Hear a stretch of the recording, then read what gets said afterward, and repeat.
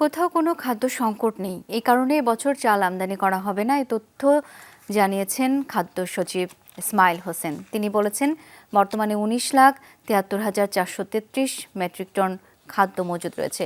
সকালে সচিবালয়ে তিনি বলেন, পানি নেমে গেলে বন্যা এলাকায় খাদ্যের দরকার হবে। প্রধান উপদেষ্টার নির্দেশক্রমে 14টি জেলায় 3 মাসব্যাপী স্পেশাল ও ওএমএস আগামী 3 মাস চাল আটা ভর্তুকি মূল্যে দেওয়া হবে বলে জানিয়েছেন তিনি। বন্যা দুর্গত এলাকার মানুষের জন্য চালের দাম 30 টাকা কেজি, খোলা আটা 24 টাকা এবং প্যাকেট আটা 2 কেজি 55 টাকায় বিক্রি হবে বলে জানান তিনি। মাথাপিছু সর্বোচ্চ 5 কেজি চাল ও 5 কেজি আটা কিনতে পারবেন বন্যার্তরা। খাদ্যের সরবরাহ চ্যানেল সবসময় চলমান ছিল, তবে এখন একদম স্মুথ আছে, কোথাও কোনো সংকট নাই। আমরা পারচেসের কোনো প্রস্তাব এখন পর্যন্ত পাঠাইনি। এটা খুব শীঘ্রই আমরা মাননীয় প্রধান উপদেষ্টা, আপনারা জানেন যে খাদ্য মন্ত্রণালয়ের দায়িত্বে, উনি ওনার সম্মতি দিলে আমরা এটা পারচেসিং এ যাব।